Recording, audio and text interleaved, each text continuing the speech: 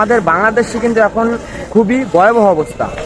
ইতিমধ্যেই দেখেছি যে ভারতের অনেক মানুষই বলছে যে আমি ভারতের হয়ে আপনাদের কাছে ক্ষমা চাচ্ছি। ভাই, আপনি ভুল করে ক্ষমা চাইলে তো আর সেটার সমাধান হবে না। তো যাই হোক, আমরা ইতিমধ্যে দেখতেছিলাম যে হেলিকপ্টার দিয়ে অনেককে উদ্ধার করতেছে। ভাই, গলা পর্যন্ত যদি মাথার উপরে পানি চলে যায়, সেইখানে মানুষ কিভাবে আসলে বসবাস করে?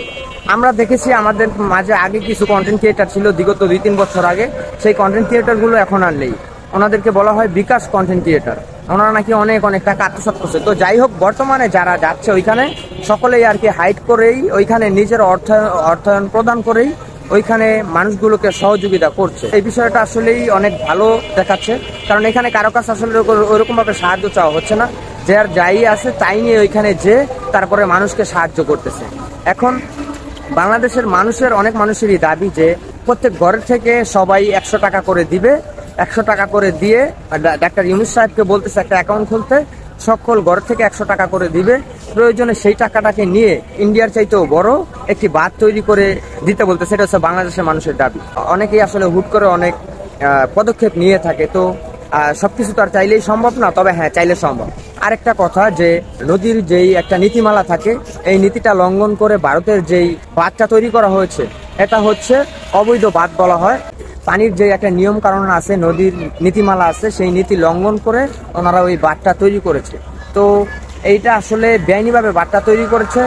ইতিমধ্যেই অনেক বিশেষজ্ঞরা বলছে যে জাতিসংঘের কাছে আসলে ইন্ডিয়ার বিরুদ্ধে আমরা মামলা করব। এখন অনেকেই এই পদক্ষেপটা নিতে চাচ্ছেন যে ইন্ডিয়ার যে বাঁধটা আছে, এই বাঁধটা আসলে বেআইনিভাবে অবৈধভাবে তৈরি করা হয়েছে, যার কারণে আমরা চাইলেই ইন্ডিয়ার বিরুদ্ধে মামলা করতে পারি।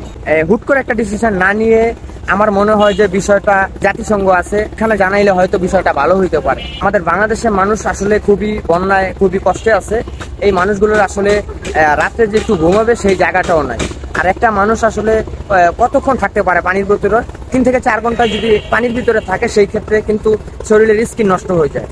তো আমরা ইতিমধ্যেই দেখেছি অনেক মানুষ গাছের উপরে উঠেছিল এবং কি চালের উপরে উঠেছিল, সেইখান থেকে হেলিকপ্টার দিয়ে মানুষগুলোকে উদ্ধার করা হয়েছে। এখানে যারা ভাবছেন যে ত্রাণ নিয়ে যাবেন এবং কি প্রস্তুতি নিচ্ছেন, আপনাদের উদ্দেশ্য করে বলতে চাই যে ওইখানে নৌকো কিংবা স্ক্রিন বোর্ড যদি নিয়ে যাওয়া হয়, তাহলে এই মানুষগুলোর জন্য আসলে অনেক ভালো হবে আর সবচেয়ে বেটার কাজ হবে।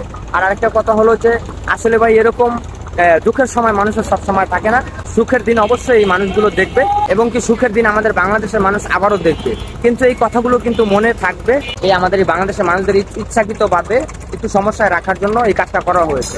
আর আপনারা সকলেই জানেন যে ইন্ডিয়ার এই বাঁধটা যে তৈরি করা হয়েছে, এটা কিন্তু পরিকল্পিতভাবে তৈরি করা হয়েছে সবসময় বাংলাদেশের মানুষদের চাপের মুখে রাখার জন্য। তো যাই হোক, এশিয়া মহাদেশের ভিতরে ইতিমধ্যেই প্রমাণিত হয়েছে যে বাংলাদেশ একটি প্রতিবাদী দেশ। তো সেই ক্ষেত্রে আপনারা আসলে চাইলেই পারবেন না। একটা জিনিস মনে রাখবেন, আপনারা চাইলেই কিন্তু পারবেন না।